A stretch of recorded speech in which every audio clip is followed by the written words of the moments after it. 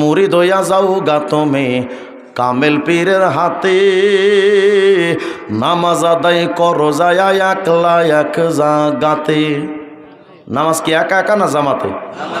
আর এরা নামাজ বানাইছে মারেফাতি নামাজ, যে একা একা জামাতে পড়া যাবে না, তার মানে মুসলিমদের জামাত থেকে আলাদা করে ফেলছে। মুরিদ হইয়া যাও গা তুমি কামেল পীরের হাতে, নামাজ আদায় করো যায়া একলা এক জাগাতে। আরে রুকুর আগে সেজদা দিয়া, রুকু আগে না সেজদা আগে? রুকু আগে না? আর এরা কয় রুকুর আগে সেজদা দিয়া, সামনেতে থাকো চাহিয়া গো,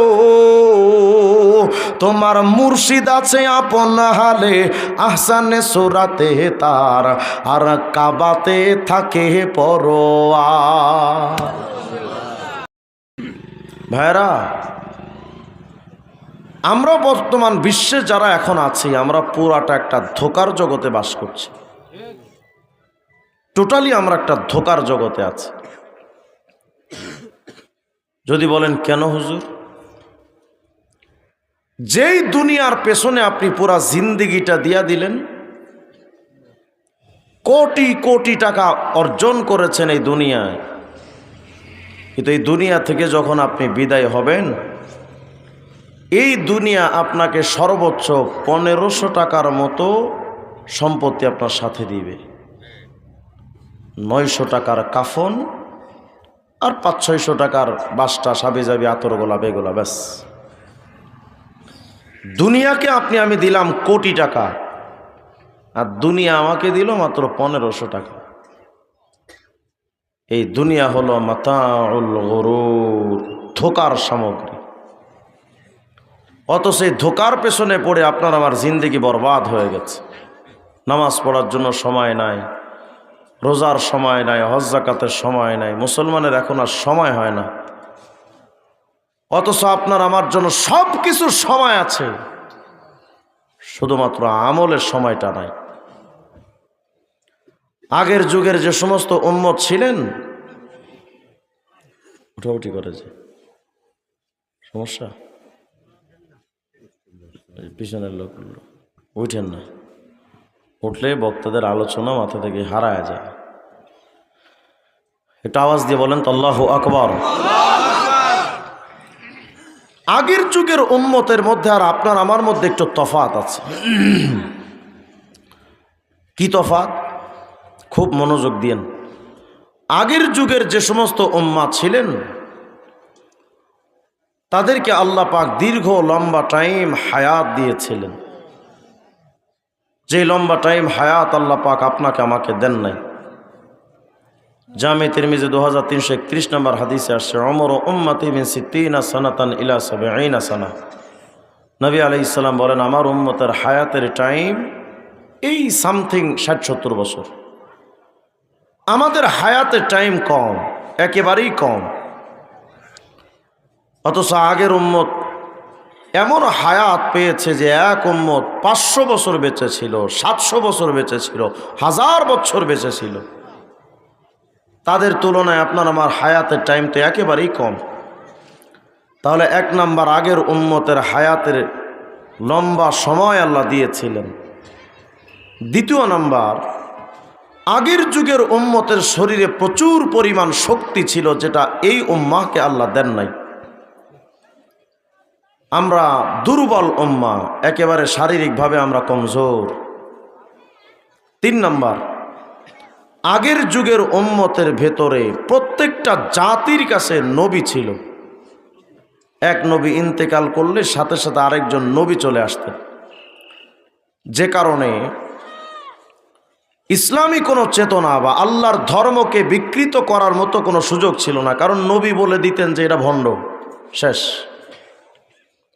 কিন্তু আমরা উম্মতে মুহাম্মদী যে ঝামেলারগুলোর মধ্যে আছি, একদিকে তো আমাদের হায়াতের টাইম কম, এই মাত্র 60-70 বছরের হায়াত, এর মধ্যে 10-15 বছর চলে যায় বড় হতে হতে। আবার 50 বছর পার হয়ে গেলে শরীরটা দুর্বল হয়ে যায়। তাহলে আমরা আমল করার তো তেমন সময়ই পাই না, অল্প কয়েকটা বছর দ্বিতীয়ত আমাদের শরীরটা দুর্বল। 3 নাম্বার, যেহেতু আমাদের যুগে নবী নাই, যে কারণে বাতিল সম্প্রদায় ভণ্ড যারা, তারা আমাদের যুগে মাথাচাড়া দিতে তাদের জন্য সহজ হয়েছে, কারণ নবী তো নাই। যে কারণে দেখা যায় পীরের পায়ে সেজদা দেয়, মাজারে পূজা করে, এরপরও তারা দাবি করে তারা নাকি হক্কানি। কথা কয় না?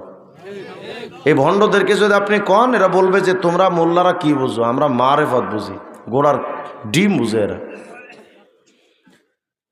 নিজেদের লোককে নবী হিসেবে মেনে নিয়ে কাদিয়ানীরা বলে তারাও নাকি হক, সাহাবায়ে কেরামকে গালিগালাজ করে শিয়া বলে তারাও হক। হিজবুত তাওহীদের মতো টাউটরা সরাসরি ইরতেদাদি সংগঠন, মুরতাদদের সংগঠন, তারা বলে তারাই পৃথিবীতে হক। বাউলদের মতো ফাউল, এরা বলে তারাই হক। ঝামেলা যেটা আমাদের হয়েছে, যেহেতু আমাদের যুগে নবী নাই, এখন আলেমরা যদি বলে যে অমুক দল কাফের, তমুক দল কাফের, ওটা মুশরিক, ওটা বেঈমান, এখন কিছু সুশীল দাঁড়ায় যায়। দেখছো এই হুজুরদের কোনো কাম কাজ নাই, সারাদিন শুধু এক হুজুর আরেক হুজুরের বিরুদ্ধে ফতোয়া দেয় যে অমুক অমুক কাফের। কথা হয় না? এমনও সুশীল আছে আমাদের বাংলাদেশে। গত সরকারের আমলে আমরা শুনেছি কি কেউ কেউ বলেছিলেন, কাদিয়ানীদেরকে আমরা যখন কাফের বলেছি আমাদেরকে জবাব দেওয়া হয়েছিল, হুজুর কি বলেন, কে কাফের কে কাফের না এটা তো আল্লাহ সিদ্ধান্ত দিবে, আপনারা বলার কি?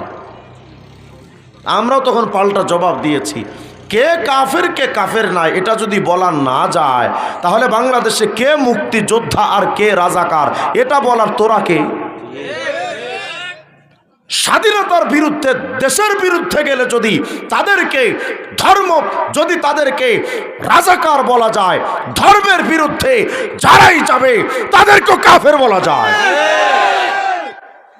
কিন্তু আমরা যদি এদেরকে বলি এরা ভণ্ড, এরা বিশ্বাস করে না। এখন আমজনতার যে সমস্যা, দেখবেন চায়ের দোকানে বসে একজন আর একজনের সাথে সমালোচনা করে। আসলে কি করবো কন্ত, হুজুরদের মধ্যে যে ঝামেলা, এক হুজুর এক কথা কয়, আরেক হুজুর আর এক কথা কয়, আমরা এখন জামু কই? সাধারণ মানুষের মধ্যে এই একটা প্রশ্ন যে আমরা যাব কোথায়? আচ্ছা, আমরা যাব কোথায়? এই জবাবটা যদি আমি রিজওয়ান রফিকে নিজের থেকে দেই, তো আপনি তো আমার কথাও মানবেন না, কারণ আমিও তো একপন্থী। আমি যেহেতু কওমিপন্থী, আলিয়ার ভাইয়েরা আমার কথা বিশ্বাস নাও করতে পারে। আমি যেহেতু মাযহাব মানি, লামাযহাবীরা হয়তো আমার কথা বিশ্বাস নাও করতে পারে। আমরা যেহেতু পীর মুরিদি বিশ্বাস করি, ভণ্ড পীর এবং যারা পীর মানে না তারা আমাদের বিরোধিতা করতে পারে। সুতরাং জবাবটা আমি নিজের থেকে না দিয়া যদি সরাসরি কোরআন এবং সুন্নাহ থেকে দেই যে মানবেন কাকে, মানবেন না কাকে, এই জবাবটা যদি কোরআন সুন্নাহ থেকে আসে তাহলে তো মানতে অসুবিধা নাই, মানা যাবে না ইনশাআল্লাহ। চলেন, 1 নম্বর, কাকে মানবো কাকে মানবো না। এর আগে মনে রাখবেন, যদি আমার বক্তব্য কোরআন সুন্নাহর বাহিরে চলে যায় আপনি আমাকেও মানবেন না। কথা বলেন। আমার বাপ মার কথা যদি আমার আল্লাহর কোরআন এবং সুন্নাহর বিরুদ্ধে চলে যায় আমি আমার বাপ মারও মানি না।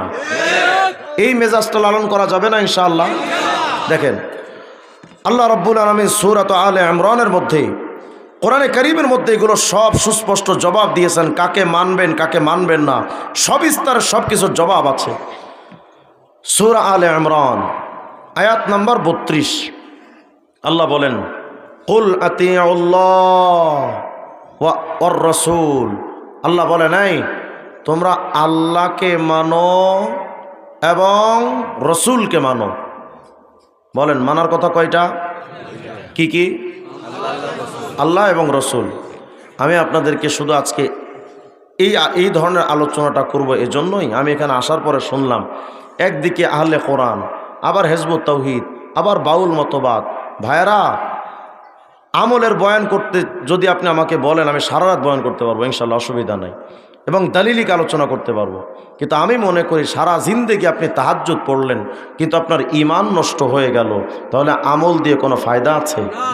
আগে তো ইমান ঠিক করা দরকার, নাকি বলেন? আপনার আমার ইমান চুরি করার বহুত ফিতনা সামনে আসতেছে। বিশেষ করে আপনাদের এই অঞ্চলটায় কি যে হলো, এত পরিমাণ ভণ্ড মতবাদ এই এলাকায় ভরে আছে যেগুলো মাথা খারাপ করে দেয়। এজন্য কোনটা মানবেন কোনটা মানবেন না, এই বিষয়টা ক্লিয়ার আপনার আমার সামনে প্রকাশ থাকা উচিত। তাহলে আমরা সূরা আলে ইমরানের 32 নম্বর আয়াত থেকে জানলাম মানতে হবে দুই সত্তা, আল্লাহ রসুল্লাহ।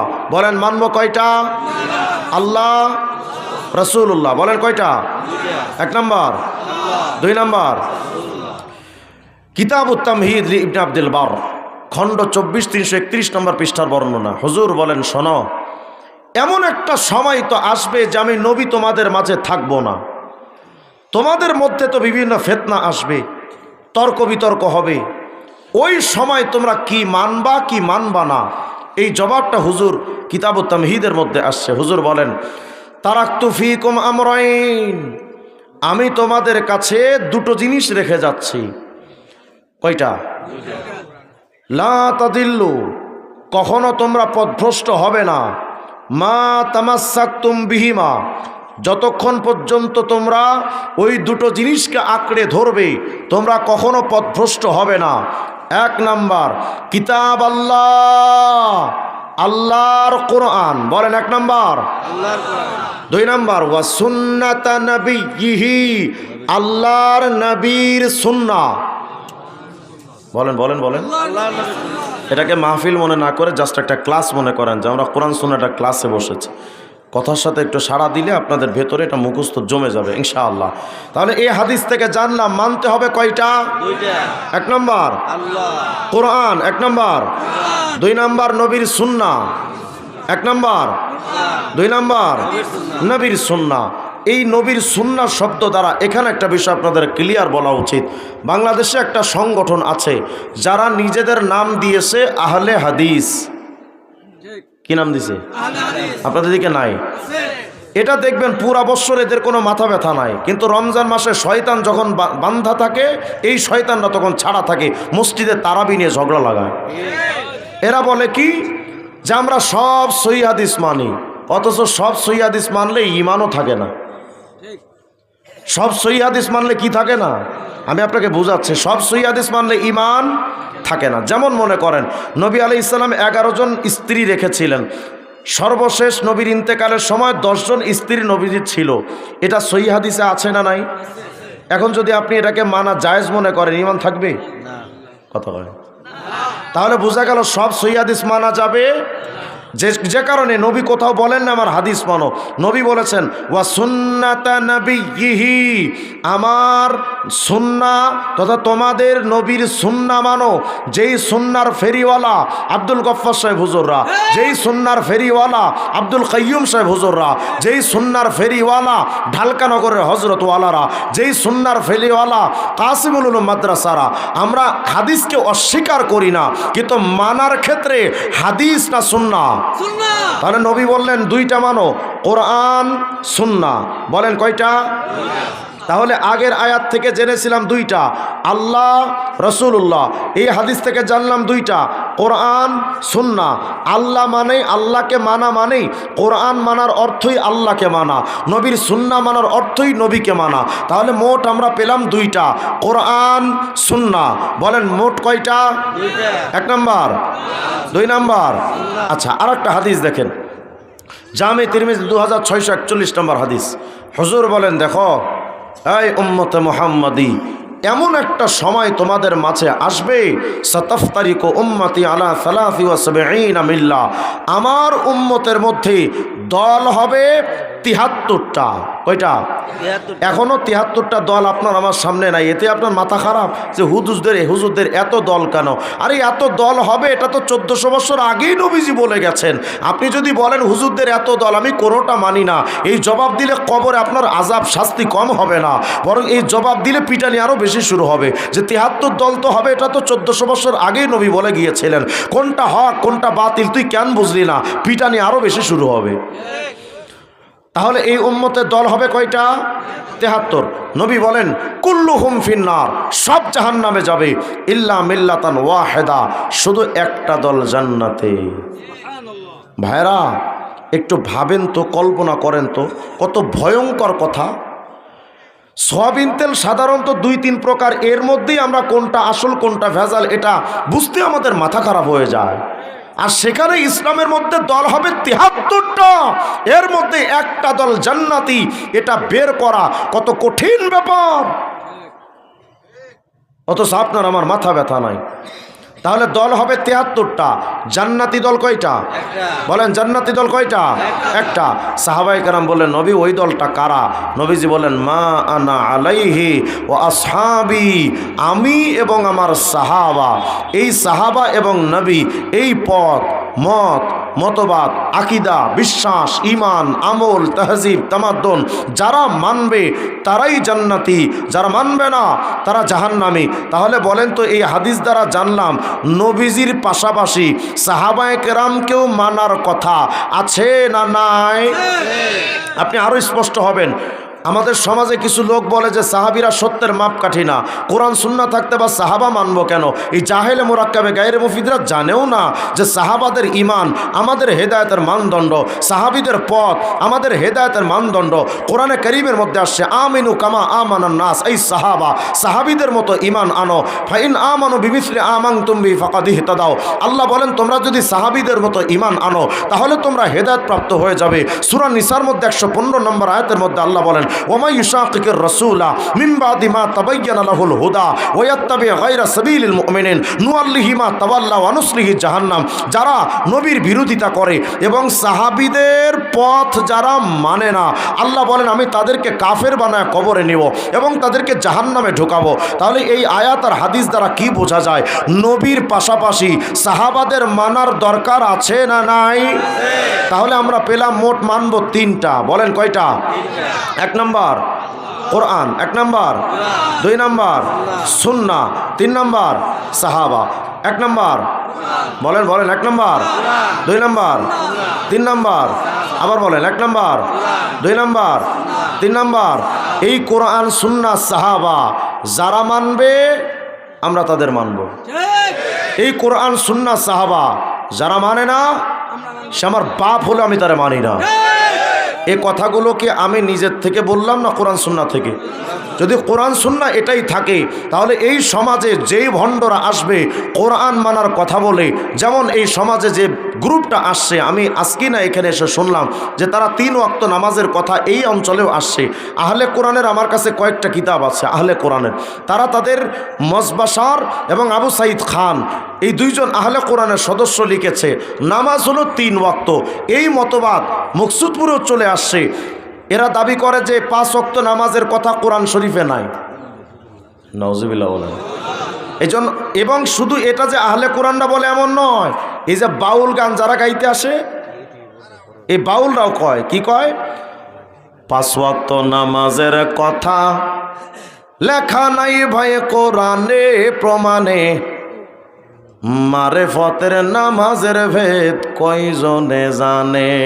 টুনটুনা টুনটুন। মানে এরা বলে যে 5 ওয়াক্ত নামাজের কথা কোরআন শরীফে নাই, কোরআন শরীফে 3 ওয়াক্তের কথা কোরআনে আছে। আচ্ছা, আমি যদি এখন 5 ওয়াক্ত নামাজের দলিল আপনাদের সামনে বের করে দিতে পারি, তারপরে যদি এই এলাকায় কেউ এসে যদি ফিতনা ছড়ায় যে 5 ওয়াক্ত নামাজের কথা নাই, 3 ওয়াক্ত কোরআনের নামাজের কথা, এমন কথা যদি কেউ এই এলাকায় প্রচার করতে আসে, যদি দলিল পাওয়ার পরও যদি এমন কথা বলে, কোনো ভূমিকা লাগবে না, ধৈরা জুতা দিয়ে পিঠে চামড়া তুলে ফেলবেন। দেখেন তো কোরআনে 5 ওয়াক্ত দলিল আছে কিনা। 1 নম্বর সূরা হুদের 114 নম্বর আয়াত, আল্লাহ বলেন, ওয়া আকিমিস সালাতা তরফাইন নাহার ওয়া যুলাফাম মিনাল লাইল। এই কথাটা কার? আল্লাহ। কি বলছেন আল্লাহ? ওয়া আকিমিস সালাতা, তোমরা নামাজ কায়েম করো, তরফাইন নাহার, দিনের 2 অংশে। একেবারে চূড়ান্ত অংশ যদি আমরা দিনের 2টা অংশ ধরি তাহলে ফজর এবং আসর, অথবা ফজর অথবা মাগরিব, অথবা জোহর অথবা আসর ধরা যায় কিনা? আচ্ছা, আমরা 2 ওয়াক্ত ধরি, ফজর মাগরিব, দিনের 2 অংশে তোমরা নামাজ আদায় করো। প্রথম অংশ ফজর, দ্বিতীয় অংশ মাগরিব। থাকলো কয় ওয়াক্ত? কথা কয় না। কি বিরক্ত হচ্ছে নাকি আপনারা? বিরক্ত হয় না বাজান, বুঝেন, কারণ আপনার মাথা যদি নষ্ট করে দেয়, আপনার ইমানই যদি বরবাদ হয়, তাহাজ্জুদ করবেন কি আপনি? আল্লাহ বলেন দিনের দুই অংশে নামাজ আদায় করো, শুরু অংশে শেষ অংশে, ফজর মাগরিব। আল্লাহ এই আয়াতের শেষে বলেন ওয়া জুলাফাম মিনাল লাইল, এবং রাতের গভীরে বা একটু রাত যখন একটু বেশি হয়, তাহলে এই রাত যখন একটু বেশি হয় তখন আমরা কোন নামাজ পড়ি? এশার নামাজ। তাহলে সূরা হুদের 114 নম্বর আয়াত থেকে পেলাম 3 ওয়াক্ত নামাজ, ফজর মাগরিব ঈশা। কয় ওয়াক্ত থাকলো? 2 ওয়াক্ত, জোহর আসর। আচ্ছা দেখেন আরেকটা আয়াত, সূরা নূরের 58 নম্বর আয়াত, ইয়া আইয়ুহাল্লাযীনা আমানু লিয়াস্তাযিনকুমুল্লাযীনা মালাকাত আইমানুকুম ওয়াল্লাযীনা লাম ইয়াবলুগুল হুলুমা মিনকুম সালাসা মাররাত মিন ক্বাবলি সালাতিল ফজর। কোন নামাজ? আরে এই আয়াতের অর্থ করা লাগবে। মিন ক্বাবলি সালাতিল ফজর কোন নামাজ? এই নামাজের কথা কোরআনে আছে না নাই? তাহলে কয় রাকাত পেলাম? কয় ওয়াক্ত? ফজর মাগরিব এশা,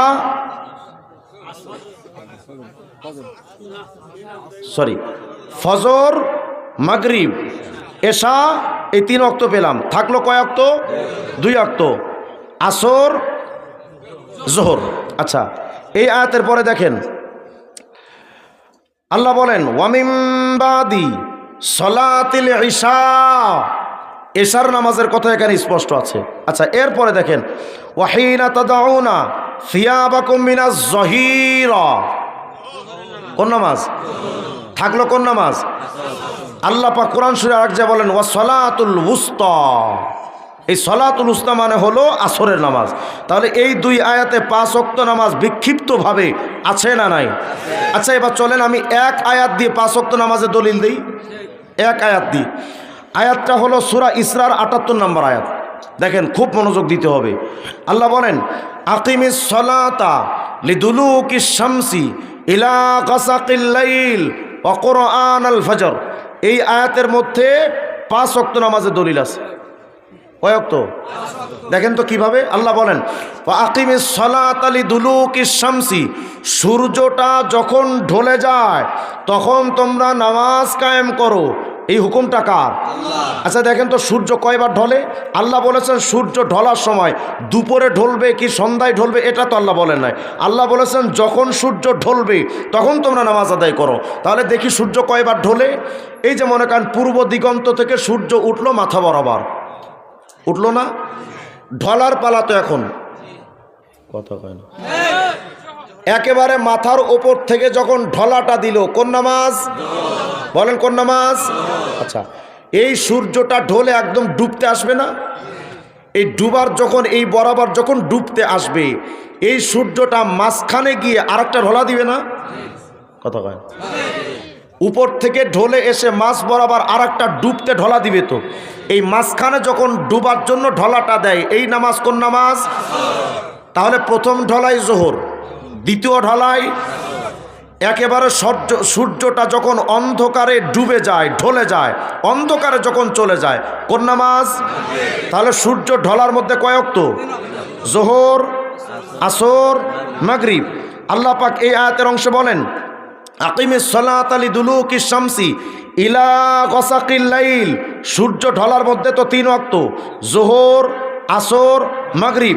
আল্লাহ বলেন ইলা গাসাকিল লাইল, রাত্রটা যখন একটু গভীর হয় তখন নামাজ কায়েম করো। কোন নামাজ? এশা।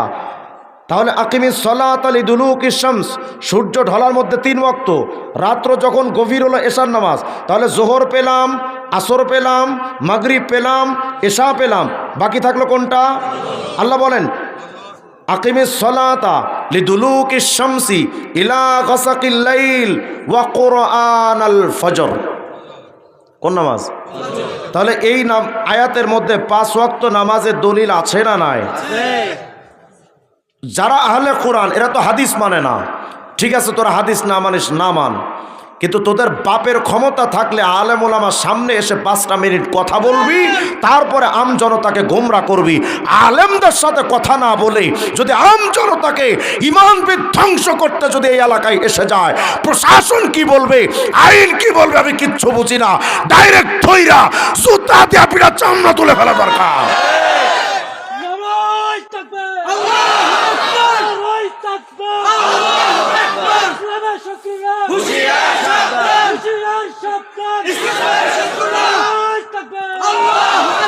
আমরা জেনেছিলাম মানব কয়টা? বলেন কয়টা? কোরআন, সুন্নাহ, সাহাবা। বলেন কয়টা?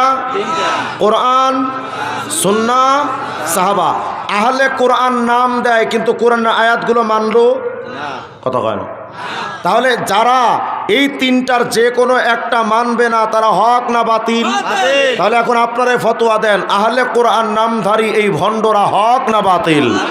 আচ্ছা, সূরা হাসরের 7 নম্বর আয়াত আল্লাহ বলেন, ওয়ামা আতাকুমুর রাসূলু ফাখুযু ওয়ামা নাহাকুম আনহু ফান্তাহু। আমার রসুল তোমাদেরকে যেটা দেন ওটা গ্রহণ করো, যেটা থেকে তোমাদেরকে বিরত থাকতে বলেন দূরে থাকো। সহিহ বুখারী 7280 নম্বর হাদিস। আল্লাহর পাকের রসুল সাল্লাল্লাহু আলাইহি ওয়াসাল্লাম বলেন, শোনো, কুল্লু উম্মতি ইয়াদখুলুনাল জান্নাতা ইল্লা মান আবা। কিলা ওয়া মাইয়া আবা? ক্বালা মান আতাআনি দাখালাল জান্নাহ ওয়া মান আসানি ফাকাদ আবা। নবী বলেন, যারা আমার সুন্নাহ মানবে তারা জান্নাতে যাবে, যারা সুন্নাহ মানবে না তারা জাহান্নামে যাবে। জামে সগীরের 7674 নম্বর হাদিস। নবীজি বলেন, লাউ নাযালা মূসা ফাত্তাবাতুমুহু ওয়া তারাকতুমুনি।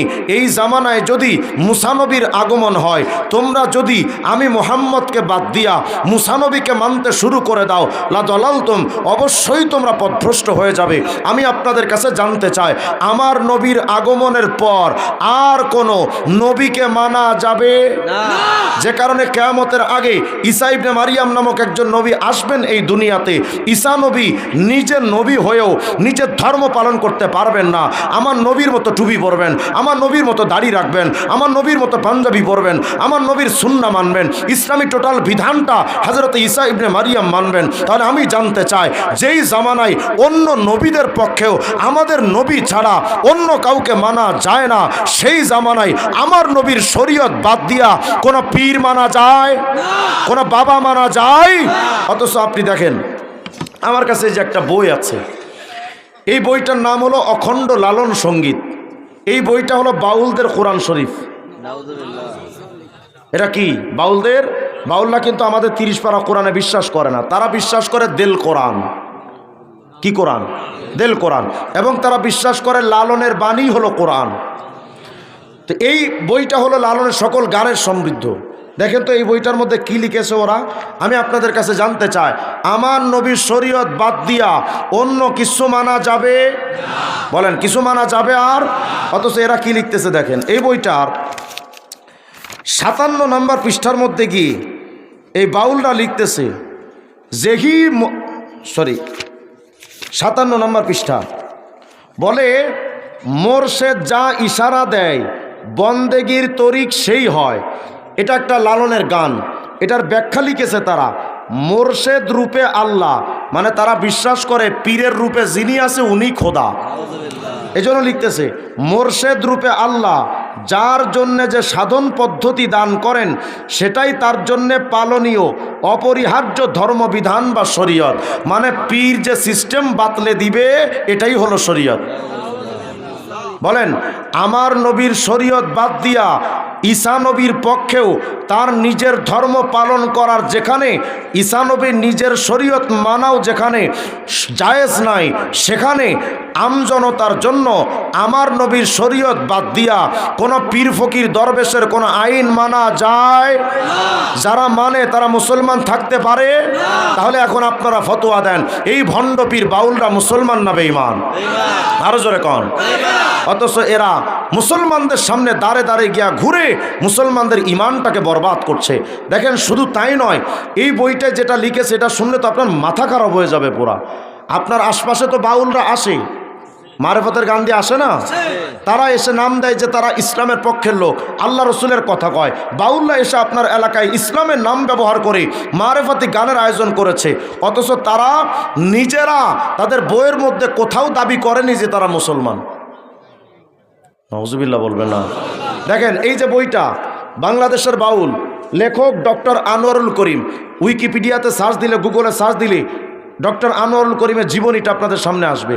ডক্টর আনোয়ারুল করিম ছিল লালন একাডেমির সাবেক পরিচালক, মানে বাউলদের গুরু লালন সম্রাট, বাউল সম্রাট লালনের শিক্ষা ব্যবস্থার মূল পরিচালক ছিল এই ডক্টর আনোয়ারুল করিম। এই আনোয়ারুল করিম তার বইয়ের 22 নম্বর পৃষ্ঠার মধ্যে যেটা লিখেছে দেখেন, কুষ্টিয়াতে একবার মামলা হলো একটা বাউলদের ব্যাপারে।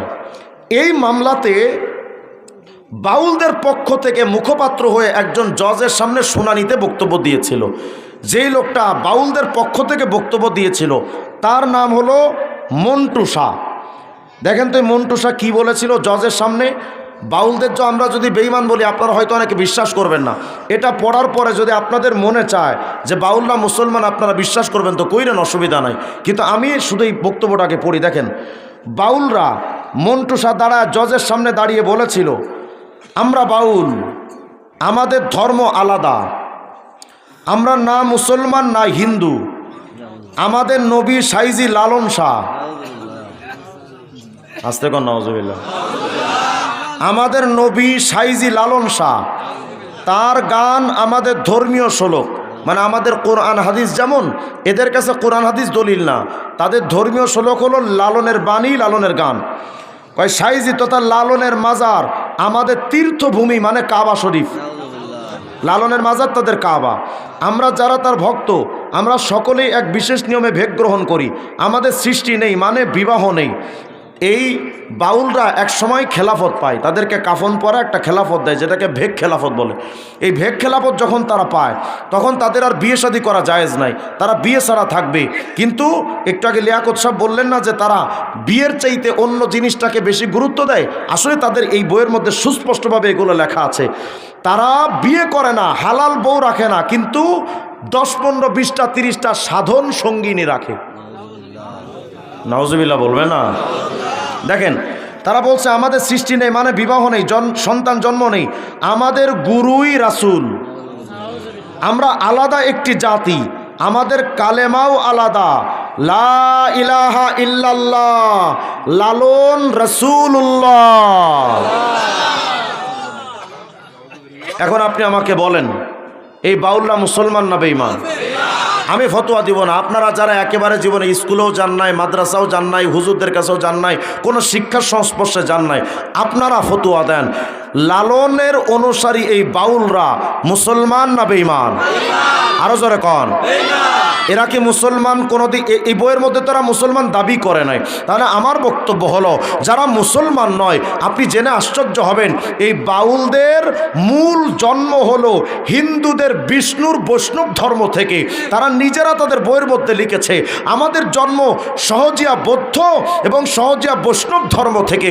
তাহলে যারা বৈষ্ণব হিন্দুদের ধর্ম থেকে যারা আসলো, যারা নাস্তিক বুদ্ধদেবের মতবাদ দিয়ে যারা তৈরি হলো, তারা যদি এই এলাকায় আজকের পর কোনদিন বাউল কালের নাম দিয়ে এলাকায় ঢুকতে চায়, পিঠের চামড়া তুলে ফেলা দরকার। প্রস্তুত থাকবেন ইনশাআল্লাহ? আপনার আমার সামনে মুসলমানদের বেঈমান বানাবে, আর আমার আশ্চর্য লাগে বুড়ো বুড়ো মানুষ বাউল গানের সামনে গিয়ে আকিস বিড়িতে টান মারে, রাগ করে চায়, মনে হয় যেন চেহারা উপর ঠাড়া বসছে। হারামি মূর্খ জানে কনকার। আপনার লজ্জা করে না মিয়া? বুড়ো হয়ে গেছেন আপনি, খারাপ জানে কনকার। এই হায়াতের এই টাইমটা তো আপনার এখন তসবিটা পার। কিসের গানের মঞ্চে আপনি গিয়ে বসে থাকেন, আকিস বিড়ি টানেন, গান শোনেন? লজ্জা থাকা দরকার আপনার। আশ্চর্য ব্যাপার কি জানেন, এই বেঈমানরা হিন্দু মতবাদ প্রচার করে গানে গানে বাউল মতবাদের গান দিয়ে, আর মুসলমান নিজের পকেটের টাকা দিয়ে সাদা দেয়। কথা কয় না? গভীর রাত পর্যন্ত, রাত 1টা 2টা 3টা পর্যন্ত তারা গান করে, আর মুসলমানরা সারা রাত না ঘুমায় তাদের গানগুলো ঘরের মধ্যে বসে বসে শোনে। আপনাদের জাগ্রত হতে হবে। শুধু নামাজ পড়ে জান্নাত পাওয়া যাবে না মুরব্বী, শুধু হজ যাকাত করে জান্নাত পাওয়া যাবে না। আপনার সামনে আপনার ইসলামকে ধ্বংস করে ফেলবে, আপনার সামনে আপনার আপনজনদের ইমানকে বরবাদ করে ফেলছে বাউলরা। আর তুমি সামাজিকতার জন্য, তুমি তোমার স্ট্যাটাস বজায় রাখার জন্য, তুমি তোমার ভদ্রতার দোহাই দিয়া তাদের বিরুদ্ধে তুমি জবান খোলো না। আল্লাহর কসম করে বলি, এই দুনিয়াতে তুমি পার পাইবা, আখিরাতে তুমি পার পাইবা না। আজকে থেকে প্রস্তুত হন, অত্র অঞ্চলে কোনো বাউল গান আর হবে না। প্রস্তুত থাকতে পারবেন ইনশাআল্লাহ? আপনি আশ্চর্য হবেন, আর একটা প্রমাণ দিই আপনাদের। এই যে একটা বই, এই বইটা হলো অখণ্ড লালন সঙ্গীত, বাউলদের লেখা। আমাদের আল্লাহ কয়জন? আল্লাহু লা ইলাহা ইল্লাহু, আল্লাহ ছাড়া কোনো ইলাহ, আল্লাহ ছাড়া কোনো ইলাহ। দেখেন তো এরা কি বলে। এই বাউলদের মূল মতবাদ, বাউলদের একজন শিল্পী ছিল শাহ আব্দুল করিম। এই শাহ আব্দুল করিম বলেছিল যে আমি আসমানি খোদার ইবাদত করি না, যেই খোদারে দেখা যায় সেই খোদার ইবাদত করি। তার মানে কি? তারা বিশ্বাস করে পীরি খোদা, পীরি নবী। এটা আমি বানায় বলছি না, দেখেন প্রমাণ। অখণ্ড লালন সঙ্গীত পৃষ্ঠা নম্বর 63 লিখতেছে, যেহি মোরশেদ মানে যিনি পিসাব, সেই তো রসুল, ইহাতে নাই কোনো ভুল, খোদাও সে হয়। মানে যিনি পীর তিনি খোদা, তিনি নবী। এটা তো একটা গান, এই গানের ব্যাখ্যা লিখেছে বইয়ের 82 নম্বর পৃষ্ঠায়। সাইজি লালনের দিব্য দৃষ্টিতে মোরশেদ তথা পীর, রসুল, আল্লাহ একই। বলেন এরা মুসলমান না বেঈমান? এজন্য তো এই ভণ্ডরা আল্লাহর পূজা করে না, আল্লাহর ইবাদত করে না। এরা গান বানাইছে, কয় মুরিদ হইয়া যাও গাতমে কামেল পীরের হাতে, নামাজ আদায় করো যায় একলা এক জাগাতে।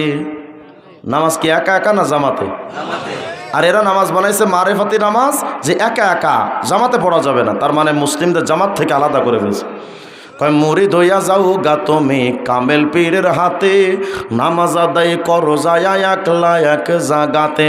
আরে রুকুর আগে সেজদা দিয়া, রুকু আগে না সেজদা আগে? রুকু আগে না। আর এরা কয় রুকুর আগে সেজদা দিয়া, সামনেতে থাকো চাহিয়া গো, তোমার মুর্শিদ আছে আপন হালে, আহসানে সুরাতে তার, আর কাবাতে থাকে পরোয়া। গানে গানে কি কইলো আপনি জানেনও না, কিন্তু গানে গানে আপনার ইমানটা খেয়াল আছে। বললো তুমি যখন সেজদা দিবা তো কল্পনা করবা আরে তোমার আল্লাহ থাকে তো কাবায়, আর তুমি যখন সেজদা দিবা কল্পনা করবা তোমার সামনে তোমার বাবা মুর্শিদ। নাউজুবিল্লাহ, আসতে বলেন। অথচ হাদিসে জিবরিলের মধ্যে আসছে, হুজুর বলেন আং তাবুদাল্লাহ কাআন্নাকা তারা ফাইল্লাম তাকুন তারা ফাইন্নাহু ইয়ারাক। নবীজি বলেন শোনো, যখন তুমি ইবাদত করবা তো কল্পনা করবা তোমার সামনে তোমার আল্লাহ। আর এই ভণ্ডরা বলে যে না, আমরা আল্লাহর সামনেটা বিশ্বাস করি না, আমাদের সামনে আমাদের বাবা। তাহলে আমি জানতে চাই এই ভণ্ডরা মুসলমান না বেঈমান? অথচ সেই বেঈমানদেরকে আপনারা সুযোগ দিচ্ছেন, আপনার আশপাশে এসে তারা বাউল গান করে তারা তাদের তৃপ্তি মিটাচ্ছে। সুস্পষ্ট বক্তব্য হলো, আমি বাংলাদেশের লিয়াকত ভাই তো কথা বলে গেলেন, আলহামদুলিল্লাহ, উনি তো একজন মুজাহিদ মানুষ। আমি ওপেন চ্যালেঞ্জ করে গেলাম, বাংলাদেশের শুধু একটা বাউল না, 1 লক্ষ বাউল যদি থাকে, আপনারা যদি কেউ পারেন এই আওয়াজটাও ছড়ায় দেন, মিডিয়ার মাধ্যমেও ছড়ায় দেন। আমি ওপেনলি চ্যালেঞ্জ ঘোষণা করলাম, বাংলাদেশের সকল বাউল এক জায়গায় যদি একত্রিত হয়, আমাদের কোনো হুজুর লাগবে না, আমি একা যাব ইনশাআল্লাহ।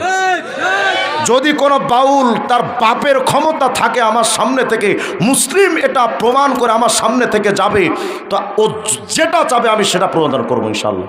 আর যদি তারা এই চ্যালেঞ্জ গ্রহণ করে, আমার তাদের কাছ থেকে টাকারও দরকার নাই, গাড়ি বাড়িও দরকার নাই। আমি জাস্ট একটা জিনিস চাই, একেবারে নগরকান্দা থেকে যশোর পর্যন্ত এই 1 লক্ষ বাউল ধুতি পরে যে নাকে খড় দিবে, শুধু আমি দৃশ্যটা দেখতে চাই। মুসলমানদেরকে বেঈমান বানাচ্ছে। ভাইরা, কোরআন সুন্নাহ সাহাবার বাহিরে কোনো কিছু চলে? দেখেন আর একটা প্রমাণ, আমি এখানে এসে আজকে আবার শুনলাম হিজবুত তাওহীদের লোকেরা ইমাম সাহেবদেরকে দাওয়াত দিচ্ছে তাদের দলে আসার। হিজবুত তাওহীদ কি? দেখেন এই যে একটা বই আমার কাছে, ইসলাম শুধু নাম থাকবে। বিরক্ত হচ্ছেন না তো আপনারা? এগুলো বুঝেন বাজান, এগুলো বোঝা দরকার। এই আলোচনা এখন সাধারণত হয়ও না, আর এই আলোচনাগুলো সাধারণত আমরা আলেমরা আমাদের ছাত্রদের সামনে করি, মাহফিলে তো মানুষ এগুলো শুনতে আসে না, কিন্তু আমাদের জোর করে হলেও এগুলো আপনাদের শোনানো দরকার। আমি জানি আপনারা বলবেন হুজুর ওয়াজ ভালো হয় নাই, তো বলেন, সমালোচনা করেন, আপনি আমার দাওয়াত দিয়েন না জীবনে, কিন্তু আমি চাই অন্তত আজকের পর কোনো বাতিল যেন আপনার ইমানটা চুরি করতে না পারে। ভাইরা, আমাদের ইমানের দাম সাতবক জমিন আসমানের চাইতে বেশি, জান্নাতের চাইতে ইমানের দাম বেশি, জাহান্নামের চাইতে ইমানের দাম বেশি, পুরা সৃষ্টি জগতের চাইতে তো আমার ইমানের দাম বেশি। আপনি আমি কেন বুঝলাম না যে ইমান আমার এত দামি সম্পদ, আপনার ইমানটা কিভাবে যে চুরি করে নিয়ে গেল। বেঈমানরা এটা বিশ্বাস করে, আপনি আমি হয়তো ইমানের দাম বুঝি না, কিন্তু বেঈমানরা জানে ইমানের দাম কত, যে কারণে বেঈমানরা আমাদের ইমান ধ্বংস করতে সবচেয়ে বেশি মেহনত করে, অথচ আপনি আমি ইমানের দামটা বুঝি না। দেখেন তো, এই যে একটা বই, ইসলাম শুধু নাম থাকবে, এই বইটা হলো হিজবুত তাওহীদের বই। এই বইটার 133 নম্বর পৃষ্ঠার মধ্যে গিয়া বলছে, এটা বোঝার আগে বলেন, আমাদের নবীকে মানার কথা কোরআন সুন্নায় আছে না নাই? যদি কোনো কুলাঙ্গার কয় যে নবীর মানার কথা কোথাও নাই, ওকে মুসলমান না বেঈমান? কারণ আমরা মানব কয়টা? বলেন কয়টা? কোরআন, সুন্নাহ, সাহাবা। কোরআন, সুন্নাহ। তাহলে নবীজির সুন্নাহ মানার কথা, আগে তো আমি দলিল দিয়েছি একেবারে আয়াত নাম্বার হাদিস নাম্বার বলে। তাহলে আপনি বলেন, নবীজির সুন্নাহ মানার কথা কোরআন হাদিসে আছে না নাই? যদি কোনো কুলাঙ্গারের বাচ্চাই কয় যে আমরা সুন্নাহ মানব না, নবীকে মানার কথা আসে নাই, ওকে মুসলমান না বেঈমান?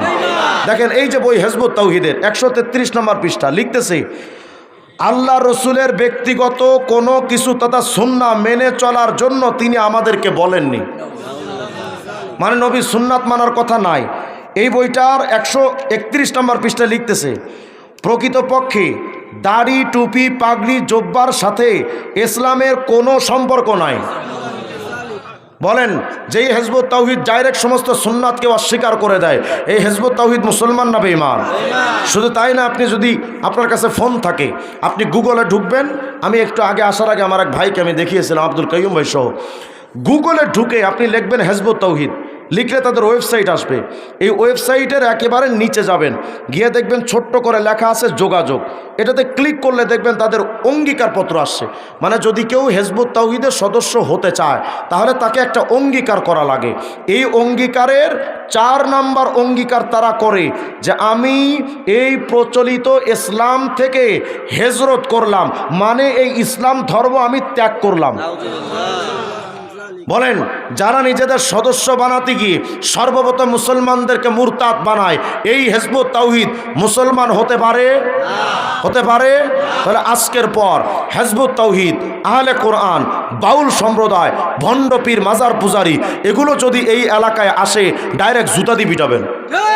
আমি জানি এই বক্তব্য দেওয়ার পরে হয়তো প্রশাসনের লোকেরা নড়ে চড়ে বসতে পারে যে হুজুর, একটা স্বাধীন ভূখণ্ডে আপনি জুতা মারার কথা কেমনে বলতে পারেন? তা আমি আপনার কাছে পাল্টা প্রশ্ন করতে পারি, আমাদের জুতা মারা যদি অন্যায় হয়ে যায়, তাহলে তারা আমাদের ধর্ম নিয়ে যে বিকৃতি করে, ওটা আগে বন্ধ কর, তারপর আমাদের কাছে আসবি। ওদেরকে বন্ধ না করে ওদেরকেও তোমরা বলবা যে তোরা ভ্রান্তি প্রচার কর, আর গোপনে গোপনে তাদেরকে শেল্টার দিয়ে আমাদেরকে তোমরা দমন করতে আসবা। পিঠের চামড়া থাকবে না মিয়া। আমার ইমান আমার কাছে আগে, পুরা দুনিয়া আমার পরে, আমার ইমান আমার কাছে আগে। আমার ইমানকে নিয়ে বিকৃতি করবে, আর তোমরা আমাদেরকে বাক স্বাধীনতার সবক শোনাবা, যেটা গণতান্ত্রিক রাষ্ট্র। বাক স্বাধীনতা সবার আছে, কথা বলবার অধিকার আছে। হ্যাঁ, আমি বিশ্বাস করি সবার কথা বলার অধিকার আছে, কিন্তু আমার ধর্ম বিকৃতি করার অধিকার কারো নয়। সুতরাং যদি তারা ধর্ম বিকৃতি করলে ওটাকে যদি আপনারা বাক স্বাধীনতা বলেন, তাহলে এটাও জেনে রাখেন, ওদের যদি মুখের স্বাধীনতা থাকতে পারে, আমাদের হাতের স্বাধীনতাও আছে। প্রস্তুত থাকবেন ইনশাআল্লাহ? তাহলে মানব কয়টা? বলেন কয়টা? কোরআন, সুন্নাহ, সাহাবা। কোরআন, সুন্নাহ, সাহাবা, এই তিনটার বাহিরে যারা যাবে আমরা তাদেরকে মানি? তাদেরকে মানি? তাদেরকে মানি? আচ্ছা, তাহলে কোরআন মানে না আহলে কোরআনরা, সুন্নাহ মানে না হিজবুত তাওহীদ সহ সমস্ত এই গোষ্ঠীরা। হিজবুত তাওহীদ এবং যত বাতিলের কথা বললাম, এরা কোরআনও মানে না, সুন্নাহও মানে না, সাহাবাও মানে না। আর একটা মতবাদ দিয়ে সংক্ষেপে বলে দিই, আগামী তো রমজান মাস আসতেছে না? রমজান মাসে দেখবেন শয়তান বন্দি থাকবে, কিন্তু আরেক প্রকার মানুষরূপী শয়তান ছাড়া থাকবে। এদের নাম হলো আহলে হাদিস। এই আহলে হাদিসরা এসে মসজিদে এসে বলবে তারাবির নামাজ 8 রাকাত। কথা কয় না, বলে না? যদি তারাবির নামাজ 8 রাকাত হয় তাহলে নিঃসন্দেহে তাদের প্রমাণ দেখাতে হবে। কথা কয় না? ওদেরকে আপনি পাল্টা প্রশ্ন করেন যে বলেন তো ভাই, তারাবির নামাজে 8 রাকাত, এটার প্রমাণ কি? বলে বুখারী শরীফের হাদিস। কি হাদিস? আম্মাজান আয়েশা সিদ্দিকা বলেছেন নবী রমজানেও 11 রাকাত পড়ছেন, রমজানের বাহিরেও 11 রাকাত পড়ছেন। তো 11 রাকাতের হাদিস মানে 3 রাকাত বেতের, 8 রাকাত তারাবি। শুনতেছেন তো? একটু মনোযোগ লাগবে কিন্তু এই জায়গাটাই, একটু মনোযোগ। নাকি বিরক্ত হচ্ছেন আপনারা? বিরক্ত হয়ে না বাজান, একটু বোঝেন। কারণ আপনার আমার ইমান আমল ধ্বংস করার জন্য তো হাজারো ফিতনা আছে, এগুলো তো মোকাবেলা করা দরকার। আপনি যদি বলেন যে হুজুর আমি মূর্খ মানুষ, আমি কি করব, এই কথা তো আপনার গ্রহণযোগ্য না। তলাবুল ইলমি ফরিদাতুন আলা কুল্লি মুসলিম, প্রত্যেক মুসলমানের ওপরে তো তার মৌলিক জ্ঞান অর্জন করা ফরজ ছিল। যদি আপনি মাদ্রাসায় পড়তে পারেন নাই, অন্তত মাহফিলের ওসিলায় মৌলিক জ্ঞানগুলো তো অর্জন করা দরকার। কথা হয় না? দেখেন, আম্মাজান আয়েশা সিদ্দিকা বলেছেন নবী রমজানেও পড়তেন 11 রাকাত, রমজানের বাহিরেও পড়তেন 11 রাকাত। এখন আপনি পাল্টা প্রশ্ন করেন যে 11 রাকাতের হাদিস দিয়া 8 রাকাতের তারাবি দলিল পাইলি কই? হাদিসের মধ্যে তো আসছে 11 রাকাতের কথা। কথা কয় না? তাহলে 11 রাকাতের কথা যেহেতু আছে, তাহলে তারাবি 11 রাকাত হবে, তো 8 রাকাত পাইলি কই? কই বুঝো যে 3 রাকাত বেতের। 3 রাকাত বেতের যে আছে, এটা বুখারী শরীফে কোন জায়গায় লেখা আছে দেখা? কথা কয়? এটা তো বুখারী শরীফে লেখা নাই, তাহলে তুই পাইলি কই? নিজের থেকে বানাইছো। আচ্ছা ঠিক আছে, আমরা মেনে নিলাম। প্রশ্ন করেন সাহাবায়ে কেরাম তারাবি পড়েছিলেন কয় রাকাত? ওরা বলে 20 রাকাত, ওরাও স্বীকার করে এটা। আচ্ছা, এখন যদি তোমাদের দাবি আমরা ধরে নেই নবী পড়েছেন 8 রাকাত, কিছু সময়ের জন্য আমরা ধরে নিলাম যে নবী পড়েছেন 8 রাকাত, সাহাবীরা পড়লেন কয় রাকাত? আচ্ছা, এই জায়গাটা আপনার কি মনে হয়? নবী পড়লেন 8 রাকাত আর সাহাবীরা মাতবারি করে পড়লেন 20 রাকাত, এটা কি শয়তানও বিশ্বাস করে? নবীজিকে সাহাবীদের চাইতে উত্তমভাবে আর কেউ মানতে পেরেছে? সাহাবায়ে কেরাম নবীর অবাধ্য হয়ে বা নবীর চাইতে বেশি কোনো দিন বুঝেছেন? তাহলে সাহাবায়ে কেরাম যেহেতু 20 রাকাত পড়লেন, এর দ্বারা কি মনে হয় নবী 8 রাকাত পড়েছিলেন?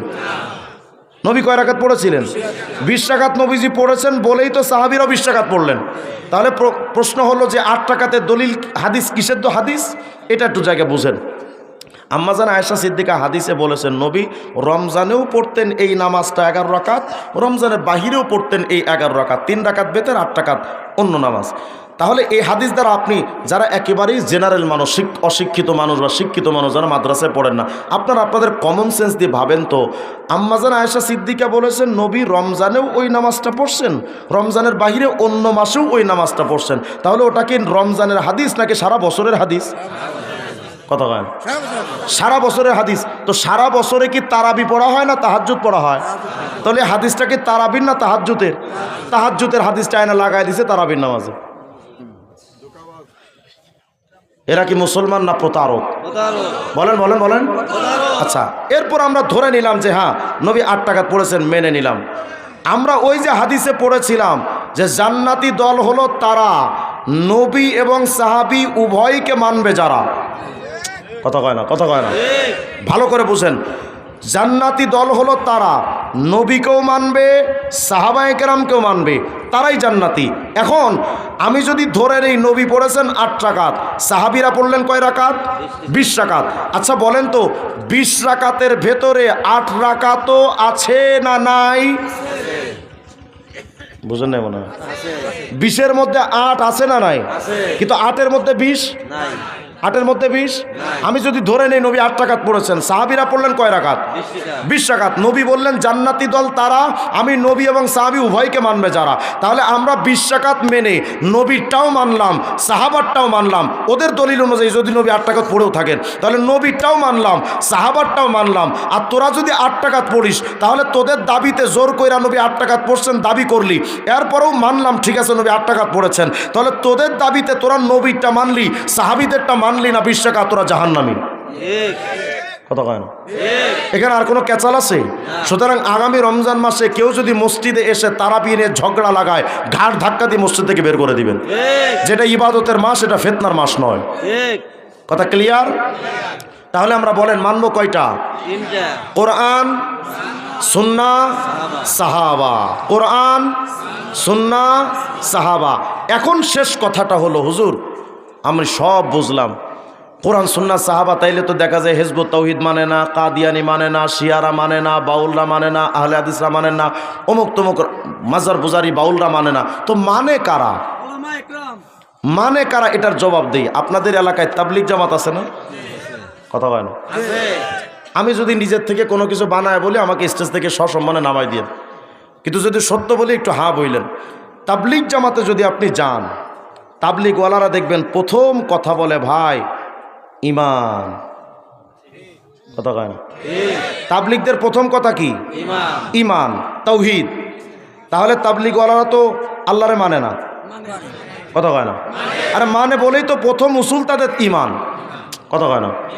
দেখবেন তাবলিগ জামাতে যদি আপনি যান, দেখবেন এক জায়গায় বসায় জিজ্ঞেস করে আমির সাহেব যে ভাই তুমি কি সূরা ফাতিহা জানো? না আমির সাহেব জানি না। 4টা সূরা জানো? না জানি না। কোরআন শরীফ পড়তে পারো? না জানি না। এক চিল্লায় যদি যান, আমির সাহেব আপনাকে বলে দিবে দেখেন সুযোগ তো পাইছেন, তো এই সুযোগ একটু কোরআন তেলাওয়াতটা শিখে নেন। এই মৌলানা সাহেব আপনি ওনাকে একটু কোরআন শরীফ শিখাই দিয়েন। এইটা আমির সাহেবরা করে না করে না? যারা কোরআন পড়েন পারে না তাদেরকে আমির সাহেবরা ধরে বেঁধে উদ্বুদ্ধ গায়ে হাত বুলায় কোরআন শরীফ তেলাওয়াত শেখায়। সূরা ফাতিহা জানে না, সূরা ফাতিহা শেখায় দেয়। 4টা সূরা শেখায় দেয়। কালেমা ঠিক নাই, কালেমা শুদ্ধ করিয়ে দেয়। তাহলে বলেন তাবলিগওয়ালারা তো কোরআন মানে না? মানে না? তাহলে একটা তাবলিগ জামাতের মধ্যে 1 নম্বর কোরআন আছে না নাই? দ্বিতীয় নম্বর, তাবলিগওয়ালারা কোরআন মানে কিন্তু নবী সুন্নাত মানে না। মানে কেমনে? দেখেন, আপনারা 3 দিনে জামাতে যান, জামাতে যাওয়ার পরে দেখবেন তাবলিগওয়ালারা আসরের পরে তো গাছতে বের হয়, আর কিছু খুশুসি গাছ আলালেন ফেরাত করে, কিন্তু যে সারাটা দিন তারা মসজিদে কি করে? গোল কইরা বসায়। খাওয়ার আগে বলে ভাই যেহেতু তাবলিগে আসছেন, নবীজির তরিকায় খানা খাইতে হবে। কথা কয়? কি করায়? গোল করে বসায়, কয় ভাই এই যে খানা খাওয়ার এই এই এই এই সুন্নাত, ডান পাশ দিয়ে খানা খাও, দোয়া পয়রা খানা খাও, খানার দোষ ত্রুটি তালাশ করো না, খানা অপচয় করো না। কথা কয় না? তাহলে বলেন তাবলিগওয়ালারা তো সুন্নাত মানে না? খানা সুন্নাত শেখায়, শুয়ার সুন্নাত শেখায়, অজু গোসলের সুন্নাত শেখায়। তাহলে তাবলিগওয়ালারা কোরআন মানে, সুন্নাত। আচ্ছা, তাহলে আমাদের হকের মানদণ্ড ছিল কয়টা? কোরআন, সুন্নাহ, সাহাবা। তাবলিগওয়ালাদের মধ্যে কোরআন আছে না নাই? সুন্নাহ আছে না নাই? কিন্তু তাবলিগওয়ালাদের মধ্যে একটা সমস্যা, সাহাবা নাই। নাই? দেখবেন এশার নামাজের পরে কয় ভাই বাকি নামাজের পরে কিতাবে তালিম হবে, বসলে বহুত ফায়দা হবে, সবাই বসে যায়। কথা হয় না? দেখবেন নামাজের পরে কিতাব খুলে পড়তেছে, কিতাবের উপরে লেখা দেখবেন হেকায়েতে সাহাবা। কথা কয় না? তাবলিগওয়ালারা একজন সাহাবীর জীবনীটা পড়া পরে কয় ভাই এই হলো নবী সাহাবীদের জীবনী, চলেন আমরা সাহাবাওয়ালা জীবন গঠন করি। তাহলে আমাকে বলেন তাবলিগওয়ালাদের মধ্যে কোরআন আছে না নাই? সুন্নাহ আছে না নাই? সাহাবা আছে না নাই? এখন আপনারা বলেন তাবলিগ জামাত হক না বাতিল? হক না বাতিল?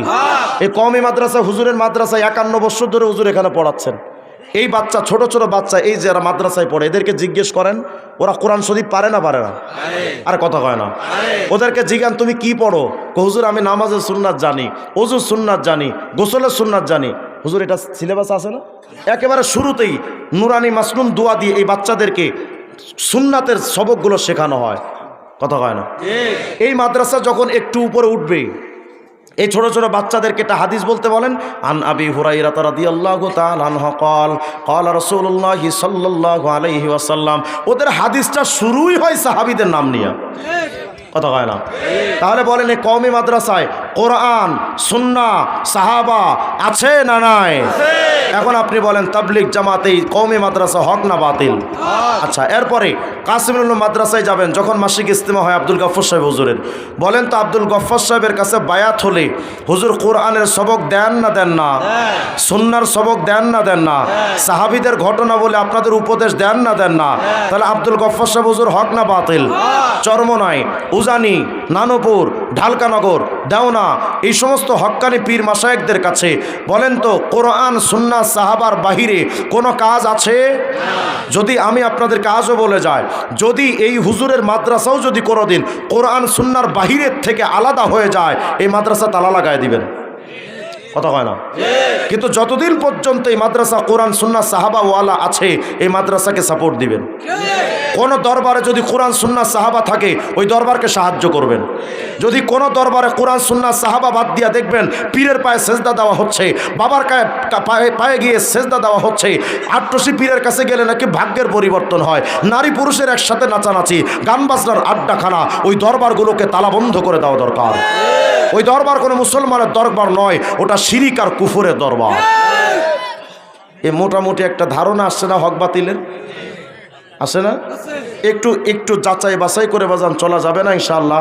দেখেন ইমানটা বড় কঠিন জিনিস, সেন্সিটিভ জিনিস। সকালে আছে সন্ধ্যায় নাই।